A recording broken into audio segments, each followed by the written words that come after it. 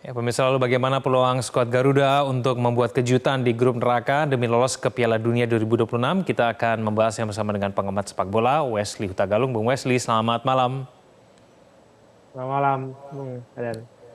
Ya, Bung Wesley, terima kasih atas waktunya bersama kami di Prime Time News. Bung Wesley, Erick Thohir mengatakan bola itu bundar dan banyak sejarah tim yang tidak diunggulkan kemudian bisa membuat kejutan. Menurut Anda Indonesia bisakah membuat kejutan dengan grup isinya seperti ini gitu? Ya, pertama saya menghindari kata-kata kita masuk grup neraka dulu ya, supaya tidak terkesannya kita sudah menyerah sebelum bertanding. Jadi kalau kita bicara sepak bola sebelum bertanding, apapun bisa terjadi selama proses persiapan itu menentukan. Jadi persiapan, pertandingan, dan harus ada keberuntungan di dalamnya. Baru itu bisa kemudian menentukan hasil pertandingan. Jadi bagi saya tetap ada kemungkinan. Ya, siapa yang menyangka Yunani bisa juara Piala Eropa 2004? Kemudian kalau kita yang ada yang mengatakan grup neraka di Piala Eropa ini kan Austria bersama Belanda, Prancis, Austria loh yang mimpin grup di fase grup Piala Eropa. Jadi sebelum bertanding kita jangan berkatakan dulu kita masuk grup neraka, grup berat. Kita persiapkan aja maksimal. Nah, persiapan maksimal proses ini yang harus sebenarnya menjadi sorotan di kita. Ya, Bung Wesley, tapi syarat untuk bisa menjadi tim kejutan itu seperti apa? Kan kita tidak hanya bisa mengandalkan keberuntungan saja kan, Bung Wesley? Ya, keberuntungan itu mungkin 5 atau 10%. Selebihnya itu kan persiapan. Dan terus pertandingan, apakah semua persiapan itu bisa dilakukan dengan baik oleh pelatih. Jadi bagaimana pelatih meracik strategi yang pas oleh pemain yang pas gitu. Lalu kemudian pemainnya bisa mempraktekannya di lapangan. Itu faktor paling besar. Kemudian keberuntungan itu pasti ada sedikit lah. Kalau saya proporsionalnya 10% lah. Tapi yang menjadi pertanyaan kita sekarang udah ada akhir bulan Juni nih. Ya. Kemudian pertandingan kita di September tanggal 5. Kita mulai main di Arab Saudi. Apakah waktu yang kita miliki cukup untuk mengangkat derajat kualitas permainan kita kalau dilihat kemarin-kemarin di pertandingan kan kita masih bisa mengalahkan tim dari Asia Tenggara, belum dari Ya. Asia. Kalau mengacu kepada Piala Asia tahun lalu kita kalah melawan Jepang 1-3 di fase grup, di 16 besar kita kalah 0-4 dari Australia. Jadi lawan dua tim itu kan ada di kita nih di grup C. Jadi kalau saya mengatakan persiapannya luar biasa akan menentukan hasilnya nanti. Kalau ada tambahan pemain diaspora lagi atau naturalisasi lagi, apakah cukup waktu untuk saling mengenal karakter bermain mereka? Karena yang selama ini kalau saya lihat dasar bermain tim kita ini kan terbagi dua nih, yang lokal, yang nasional berkompetisi dalam negeri dan berkompetisi di Eropa, lalu kembali ke Indonesia untuk membela Garuda. Dasar sepak bola mereka berbeda, lalu saya selalu mengatakan chemistry. Chemistry ini apakah bisa terjalin dengan baik ketika dalam suasana pertandingan yang begitu penuh tekanan, bahasa ini menjadi kunci untuk berkomunikasi, untuk saling berinteraksi dalam menghadapi tekanan. Bung Wesley, yang jadi persoalan buat timnas kita itu yang sudah bukan kejutan juga ya. Ini mengenai lini depan kita, Bung Wesley. Menurut Anda, kita bisa tidak tampil tajam di lini depan kita dengan materi pemain yang saat ini sudah ada begitu? Selalu ada harapan kalau saya melihat bagaimana Ormangun atau Rafa Struij diberi kesempatan bersama Marcelino. Tapi saya masih mengatakan ya, sampai saat ini missing link dari tim asuhan Sintayong adalah lini depan, striker yang benar-benar menjadi goal getter. Tidak semua tim itu harus memakai penyerang bernomor 9 ya dalam posisi permainan atau penyerang murni, karena Spanyol pernah melakukannya dan mereka juara di Piala Eropa tanpa memakai striker murni, mereka memakai false nine. Tapi kan itu didukung dengan persiapan yang matang, dengan karakter bermain yang tidak perlu lagi butuh waktu untuk saling mengenal, saling beradaptasi. Jadi kalau saya katakan mengacu tadi pertanyaan, ya saya setuju. Kemarin di fase grup sebelumnya kan kita hanya nyetak 8 gol ya dari 6 pertandingan. Sangat sedikit dibandingkan Irak juara grup nyetak 17 gol. Ya. Sudah ada sejumlah pemain diaspora yang dihubungkan dengan lini depan Indonesia, Bung Wesley. Apakah bijak kita masih mencari pemain lini depan lainnya begitu untuk mengatasi ketajaman penyerang kita, Bung Wesley? Ya, saya menunggu pertanyaan ini karena tadi saya katakan akan ada waktu untuk beradaptasi lagi dengan tim ini ketika kita menambah lagi jumlah pemain diaspora. Apakah cukup waktu? Berapa jumlah pertandingan uji coba yang digelar sebelum tanggal 5 pertandingan di Arab Saudi? Kan sudah pasti kita jalan mungkin awal Juli awal September kita sudah menuju Arab Saudi. Waktu tinggal 2 bulan, Juli, Agustus. Tanggal 9 Agustus Liga Indonesia sudah mulai. Lalu ini akan menjadi kendala lagi, meskipun sudah ada kesepakatan katanya klub harus memberikan pemainnya untuk tim nasional. Tapi waktu uji cobanya ini harus dicocokin juga dengan waktu semua pemain, karena pemain itu milik klub yang membayar mereka. Kita bisa melakukannya tekanannya di dalam negeri, bagaimana dengan klub di Eropa, bagaimana teman-teman kita, pemain-pemain kita yang bermain di Eropa. Jadi itu memang sebuah PR tantangan bagi manajemen tim nasional untuk melakukan persiapan matang. Kalau ada pemain baru lagi yang belum pernah bermain untuk Indonesia, ya kita butuh adaptasi lagi. Dan chemistry tadi saya katakan, itu menjadi kunci untuk kita masuk ke grup C dan memberi kejutan. Karena tidak ada yang tidak mungkin, tapi prosesnya itu menjadi kunci. Ya, lini depan kita kan juga sudah bermain beberapa kali ya, tapi kemudian dianggap masih belum maksimal.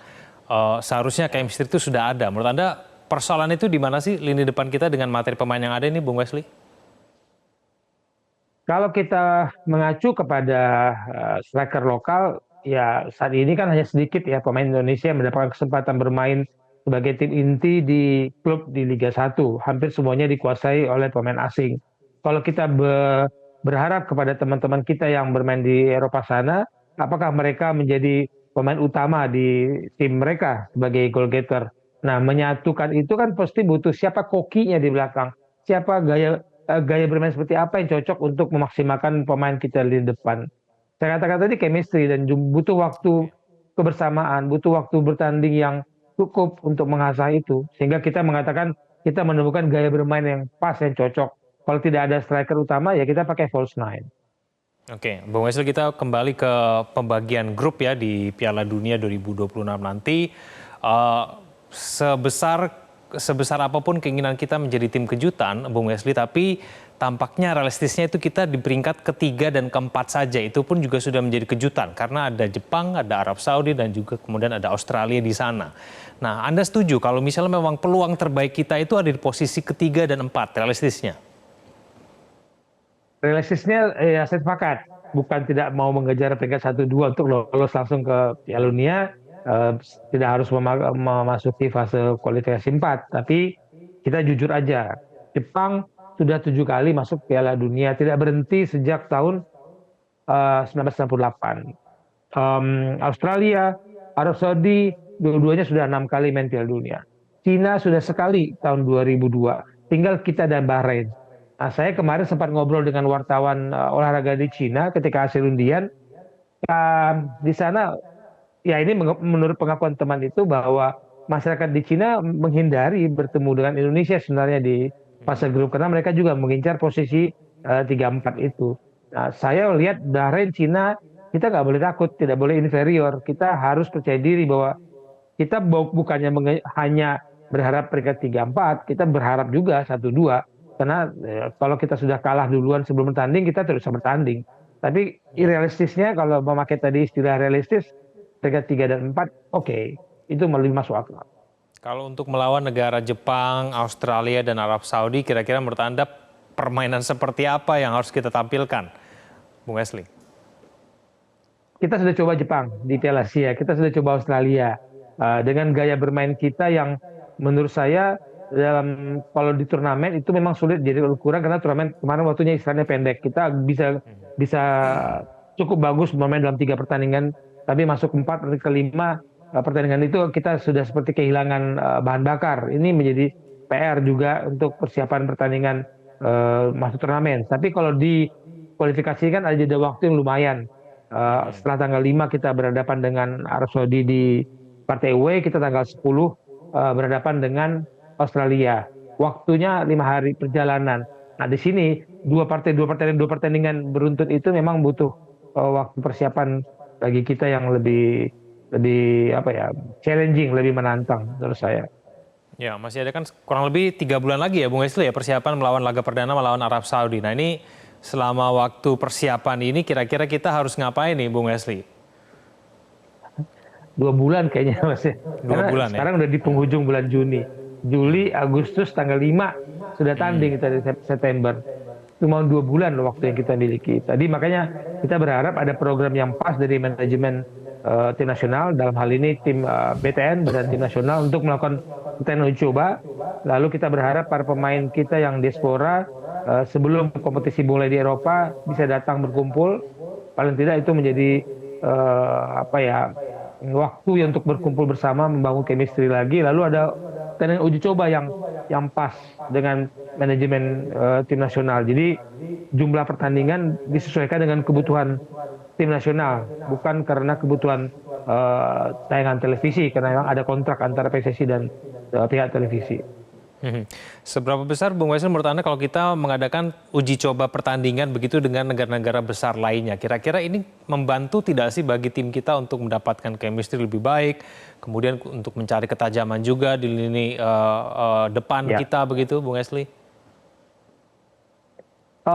Dari sisi kepelatihan, saya beberapa kali bicara dengan teman-teman pelatih, memang ada periodisasi dalam latihan itu. Kalau baru berkumpul, ada latihan, ada pertandingan uji coba, itu biasanya kita hitung lawan yang tidak berada jauh di atas kita. Untuk lawan yang baru kita selesai latihan bersama, itu lawan pertama itu harusnya ada di bawah kita untuk mengasah setidaknya jumlah pemain yang tampil itu hampir semuanya bisa diturunkan. Karena kalau kita berhadapan langsung dengan tim yang kuat, sulit rasanya kita mengatakan semua pemain bisa diturunkan, tapi kemudian hasilnya membuat mental kita drop. Jadi kalau bisa ada 2 atau 3 pertandingan sebelum menghadapi Arab Saudi, itu akan lebih oke. Saya yakin Pak Marji sebagai Ketua BTN dan tim pasti memiliki waktu bersama Sintayong untuk melihat jumlah pertandingan yang dibutuhkan. Kalau tadi kita bicara striker, nah mungkin dalam memilih lawan tanding itu tujuannya salah satunya adalah mengasah ketajaman kita. Bung Wesley, Sintayong sudah resmi memperpanjang kontrak hingga tahun 2027. Menurut Anda seberapa besar ini berpengaruh terhadap persiapan kita dan apakah berpengaruh juga terhadap mental dan kemudian juga rasa tenang begitu ya, karena akhirnya sudah diperpanjang juga setelah ada ketidakpastian, Bung Wesley? Ya akhirnya ya kita mendapatkan kabar ini, karena kalau misalkan tidak tercapai kesepakatan antara PSSI dan Sintayong, sulit kalau kita mempersiapkan tim dalam waktu 2 bulan ini untuk menghasilkan hasil optimal. Ganti pelatih, ganti lagi gaya bermain. Kalaupun yang ngelatih nanti ada asistennya Sintayong, pasti berbeda hasilnya. Karena pelatih tadi saya katakan, dia harus tahu bagaimana mencari pemain terbaik yang untuk sesuai dengan karakter yang dia miliki, atau dia mencari strategi yang pas untuk materi pemain yang ada saat ini. Dan itu kan 2 versi, mencari pemain yang cocok dengan strategi yang dia miliki, atau mencari strategi yang pas dengan materi yang dia miliki saat ini.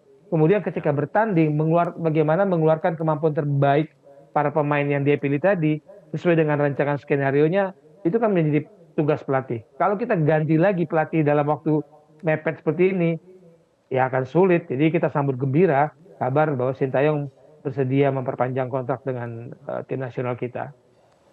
Oke, baik. Bung Wesley, terima kasih. Kita akan tunggu nanti persiapannya seperti apa.